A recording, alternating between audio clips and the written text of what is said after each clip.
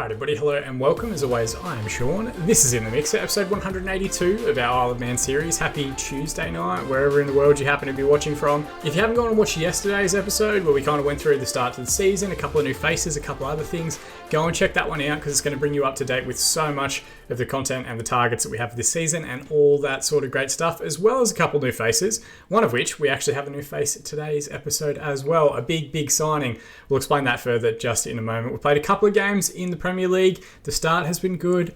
In today's episode, we're also going to see the draw for the Champions League group stages and hopefully the first game of our group stage campaign as well. I'm not going to waste too much time. Let's jump in and see how we've gone.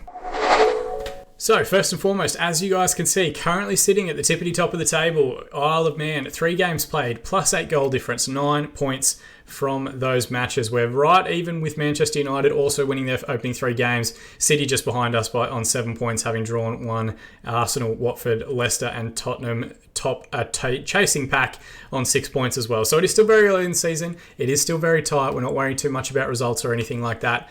And we will hopefully bring you guys another game in the Premier Division in today's episode to hopefully continue our good start to the season. I did mention briefly at the end of last episode that we had a bid come in for a player that we accepted right on transfer deadline day. Hisham Haji, who we bought a couple of seasons ago from Ajax Amsterdam, £80 million. He goes back out for the same price. So we haven't really gained anything. We haven't lost anything. We brought him in when we were playing a number 10 in that 4-2-3-1 shape. We've gotten away from that in the last couple of seasons to the 4-2-4 that we're using now and that I'm enjoying quite a bit. Really, the writing was kind of on the wall for him once we made that adjustment. We did try and redevelop him to be a box-to-box player in the centre of the park, but it never quite suited him as perfectly as we need it to.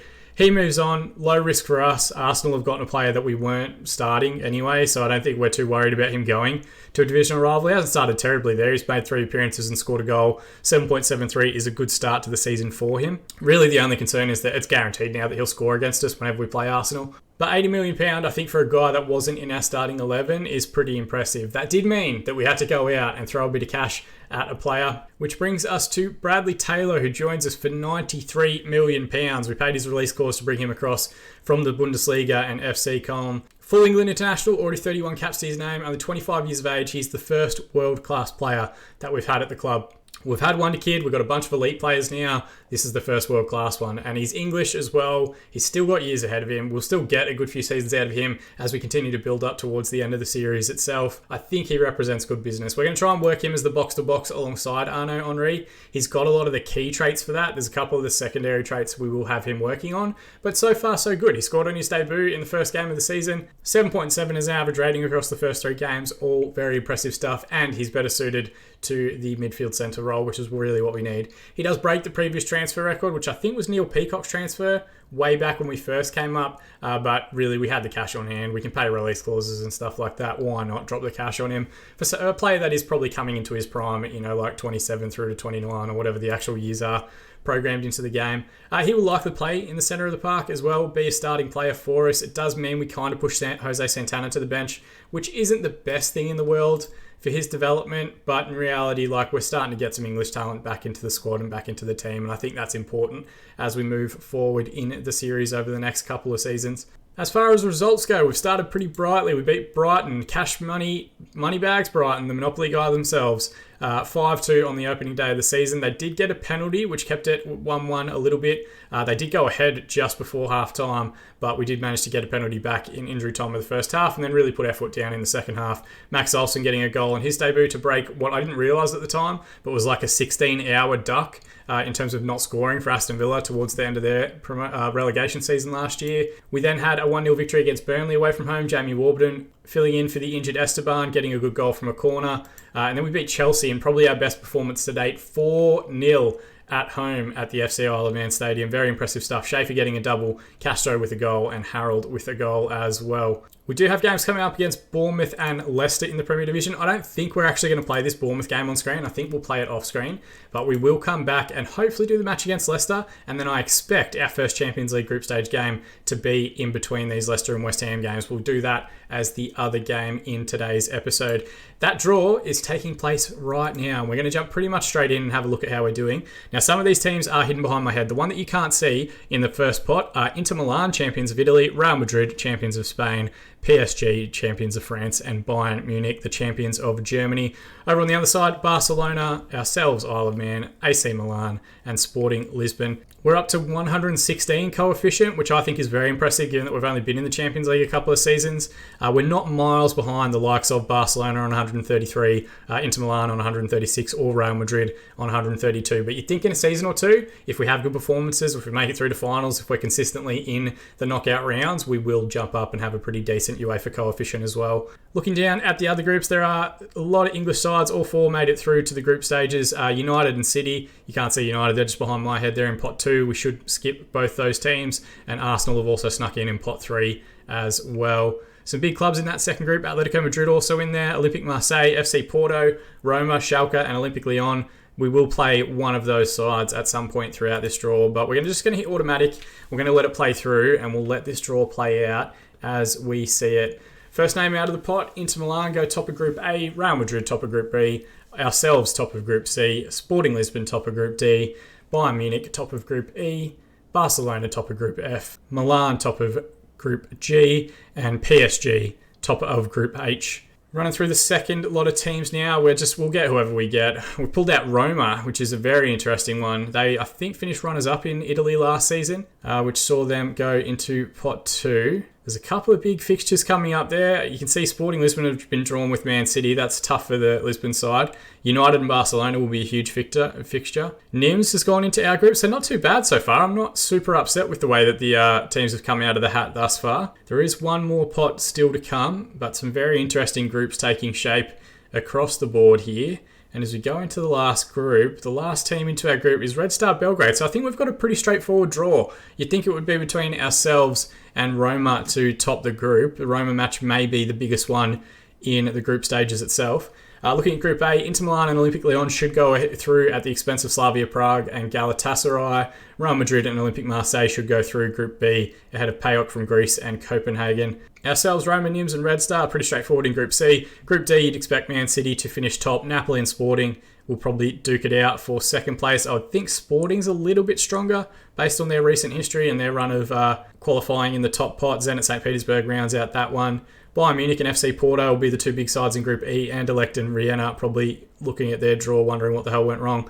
Man United and Barcelona will duke it out for top spot in Group F. Feyenoord and Salzburg make up the numbers there. Atletico Madrid, Milan and Arsenal is probably the closest to a tough group to pick. You'd think maybe Arsenal and Atletico Madrid would be the favourites, but Milan were in the higher pot with the higher seeding. They could just as easily make it through in one of the top two spots. PSG, Schalke, Lazio and Real San Sebastian, or as they're known, Real Sociedad, round out the final group. So some big fixtures in there in the group stages. Now, what does that do to our schedule? It does mean we're going to play first up Red Star Belgrade, which I can't lie, it's an interesting one. I think we'll jump forward to the Leicester game. We'll bring you guys the Leicester match, hopefully to make it 5 wins on the trot to start our Premier Division season. And then we might bring you the first game of the Champions League group stages. We'll see how that one plays out.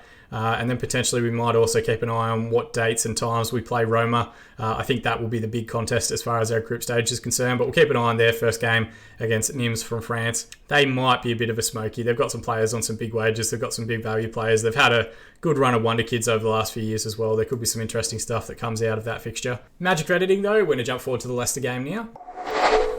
Alright, just like that, we are a few weeks ahead actually, because there was also an international break in between the Bournemouth game and the Leicester match, but we did beat Bournemouth 1-0. It was a pretty basic game, to be honest with you. I'm kind of glad that's not one that we brought you in this episode. I'm hoping for a bit more entertainment and a bit more goals against Leicester today. They do have a good side.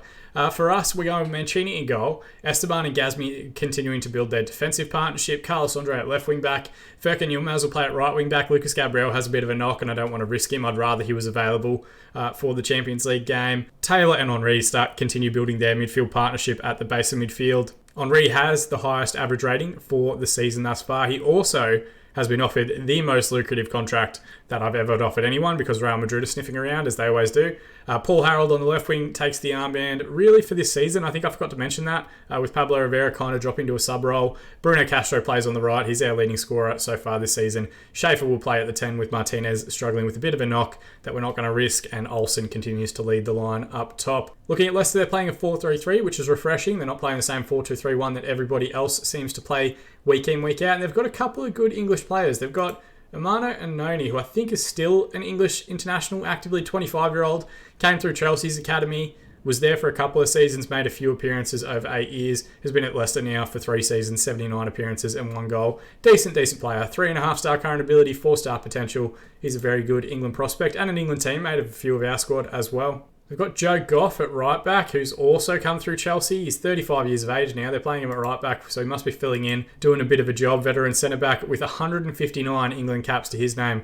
Played for England for quite a few seasons. Was a very, very good player. At his best, I think he was world class at centre back. Now only 2.5-star current and potential ability. He's not really that player anymore, but still very impressive that they've got such an English contingent. They've got Jacob Hartley on the left wing, who was a wonder kid winger from back in the day. He was at Luton Town back when we were in the Championship. We played against him a couple of times way back in the day. I think Leicester paid his release clause, £19.5 million. He's been there ever since. Solid, but not super spectacular. His best season was 3 seasons ago. 7.01 average rating on the left-hand side of midfield. Didn't quite hit the levels that I think his original forecasted potential was going to take it to. Frank Zaki they've also got. He was a wonder kid back when he was like 16, 17. He was a striker back then, but it looks like they've redeveloped him kind of to be a right winger. 2.5-star current ability and 3-star potential. He's got a few under 21 caps to his name. No full caps as yet. This is a side that we should be beating. Make no mistake. Leicester are good. They're not terrible. They're consistently top 10, but we should be beating top 10 sides. We are now back-to-back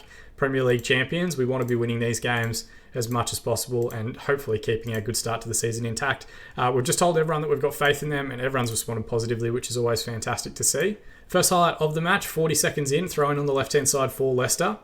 Nekas, now to Natal. We've got to be wary of that player at the base of midfield. He will be the extra man in most of their build-up play. But it's won back very well there by Carlos Andre and played in behind for Schaefer, who probably should have done better with the finish, to be fair. Good save from Flume, the goalkeeper for the Foxes. City are the side closest to us at the moment now chasing. They're up to plus 15 goal difference after absolutely walloping a couple of teams throughout their early run. They're currently 1-0 up against Liverpool. Hopefully the side from Merseyside can come back and try and find an equaliser. That would be perfect for us to maintain a points advantage or to take a lead in our match here and go back ahead on points themselves. Henri's won the ball back just at the edge of the area. Taylor now finds Carlos Andre on the overlap. It's a great strike from Carlos Andre. He only gets like 1 or 2 goals a season, but that is an absolutely phenomenal finish. I forgot to mention Jamie Vardy is also the Leicester manager. He has been for a good few seasons. He got his start in coaching, in off-field roles with us as a coach, and now he hates me. He talks shit every time before we play Leicester. He's previously managed Fulham and Swansea as well, so we've played against him quite a few times. That was a wonderful strike, back across the keeper, into the far corner, smashed into the top corner as well. It might be the wide areas that we're going to continue to get a bit of joy given their strength through the middle and their man advantage in midfield.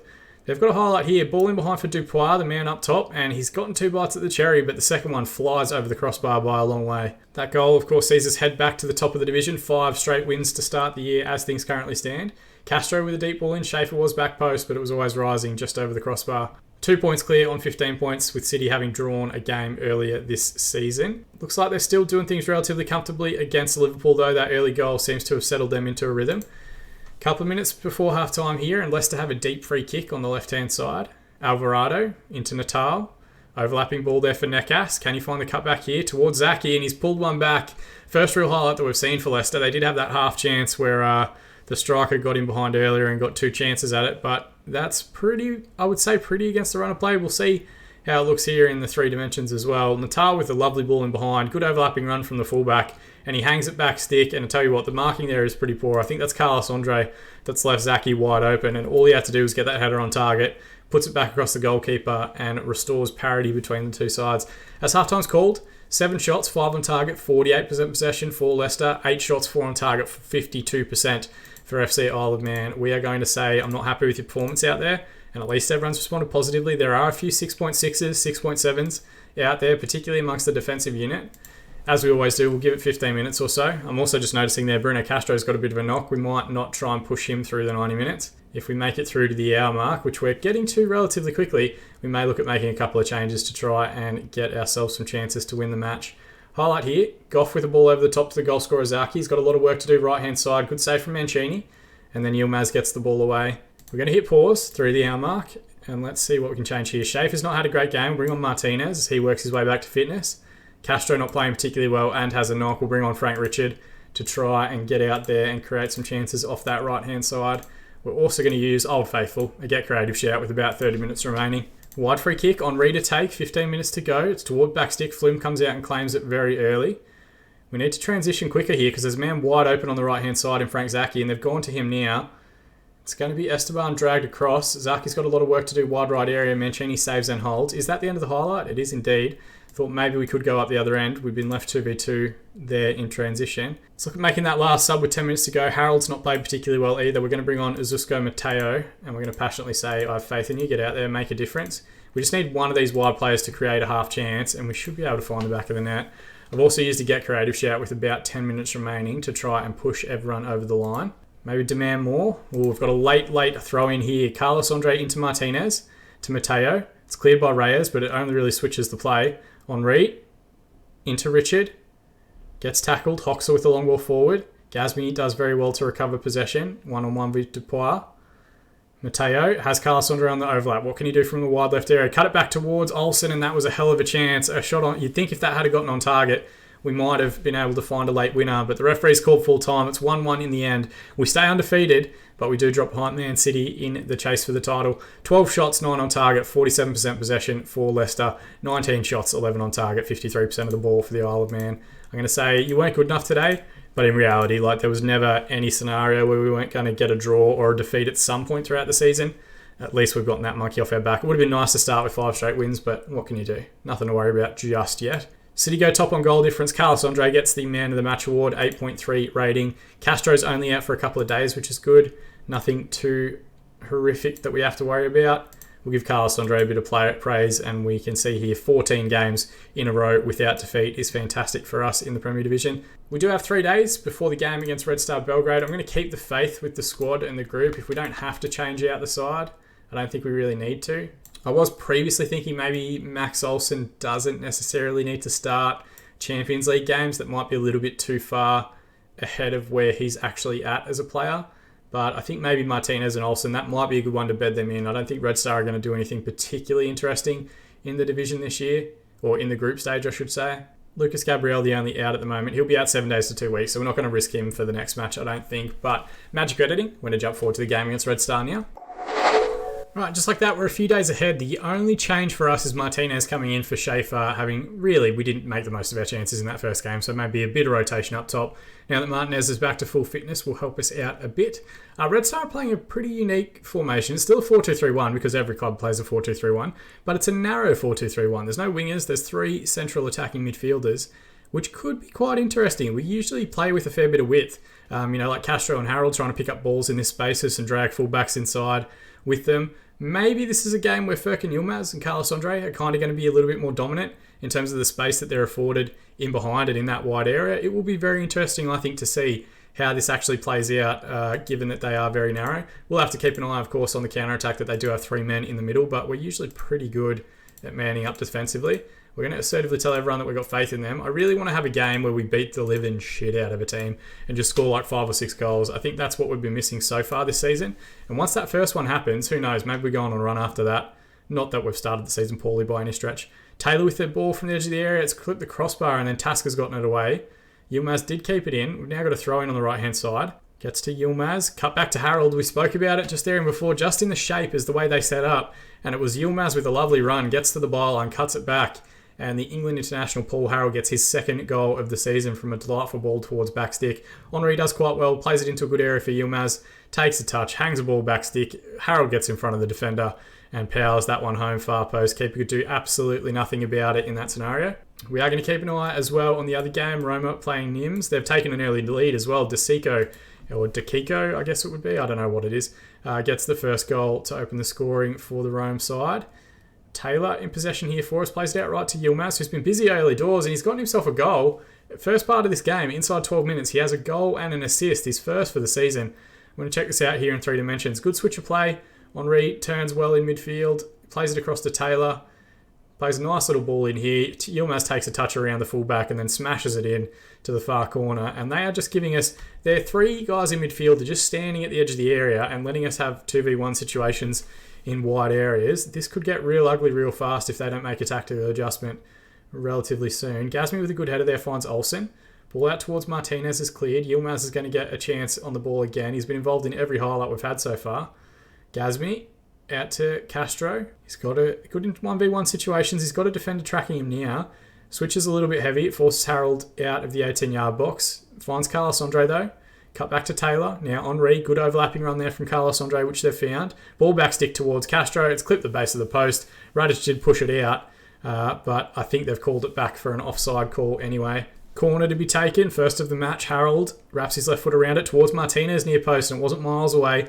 Had the pace, had the height, just not the direction though beyond the near post. Corner again, Castro to take. Short options there with Harold, who he goes to now. Cut back towards near post. Esteban was in and about the area.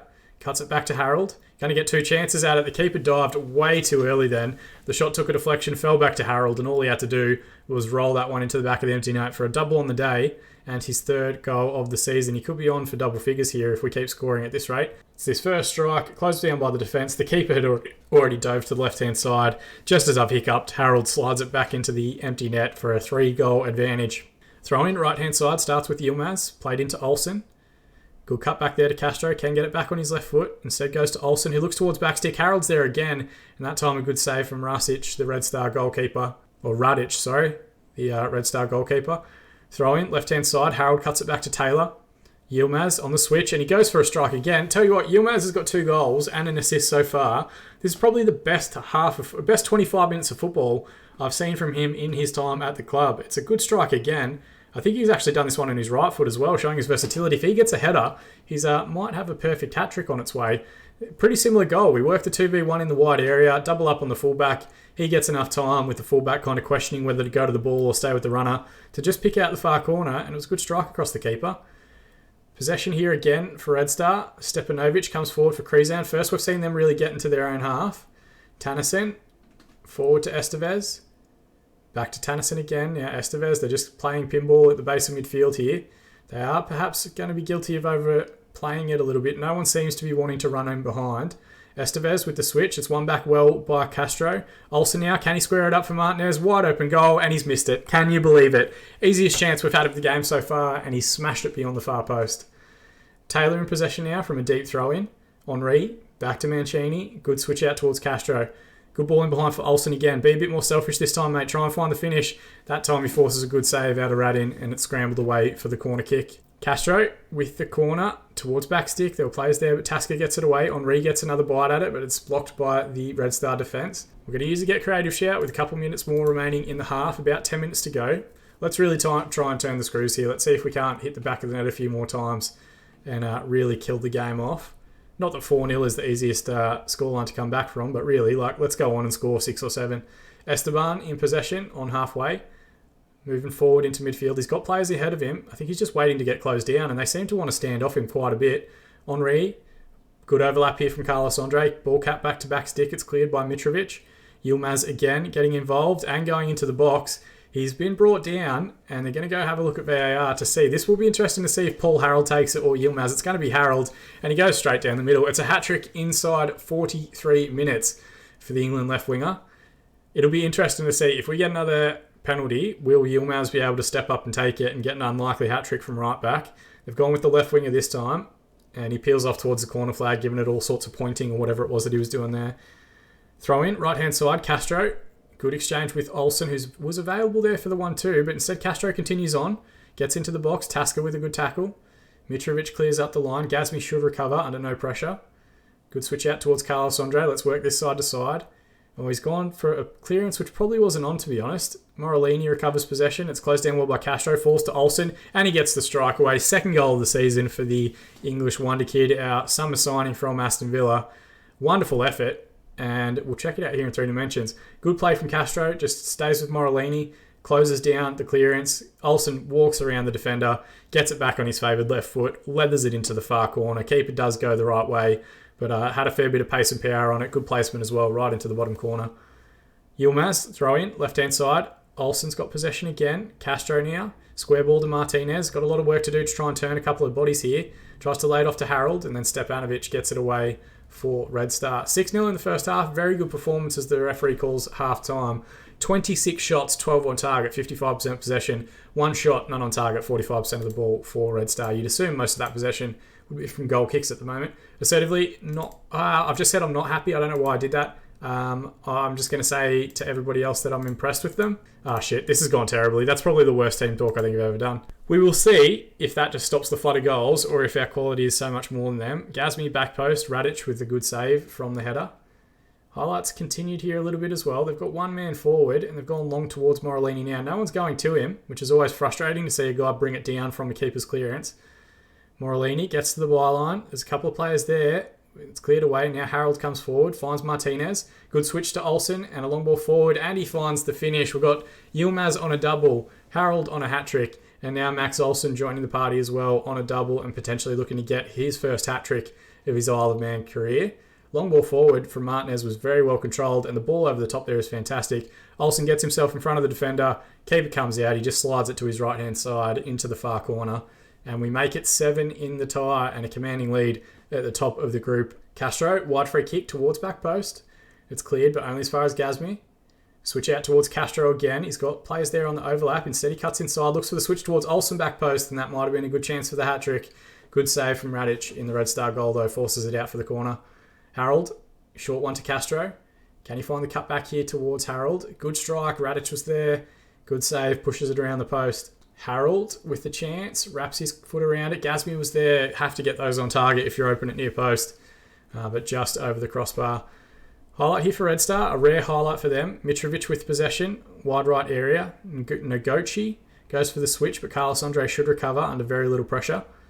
Can we come forward here on the counter-attack? Carlos Andre has an absolute acre in front of him to dribble into. No interest in anyone going to the ball for Red Star. Cutback was there. Stepanovic recovers possession. Tanison, long ball forward. They let it run. Gasmy will clean up for us. Good switch out towards Harold on the left wing. Back into Henri now. And Castro, switch of play, finds Yilmaz on the overlap. Can he get a good ball in? Near post towards Olsen. That might have been the chance for him. But again, just over the crossbar. And as we get towards the hour mark, we've got some interesting subs to make. We've got a guy on a hat-trick who potentially we might want to take off, given that he's already got his 3 goals. Might bring on Azusko Mateo for that exact reason. And then the other one, we're just going to filter by condition. Bruno Castro, not playing poorly by any stretch. He's on a 9.1, but we might give him a spell as well. Give Frank Richard some time just to try and keep everyone's fitness as much as possible. Let's also go get creative and see what we do. Henri, wide free kick towards Gasmy back post. And I tell you what, has he gotten the last touch on it? Or did Frank Richard get a little clip in there?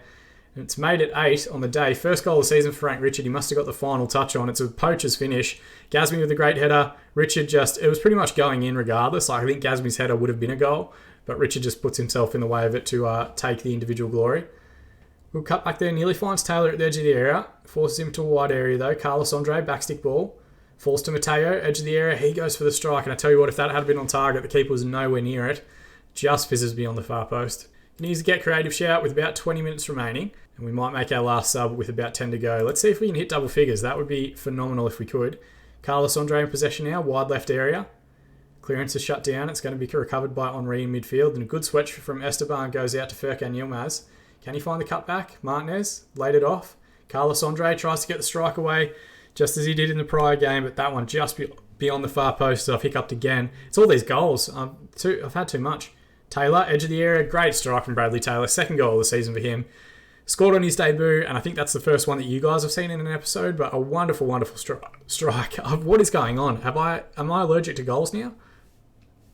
It might be that I'm just overfed. Spoilt with a flurry of goals in this match to make it 9-0. Taylor with a wonderful effort. Keeper can do nothing about that.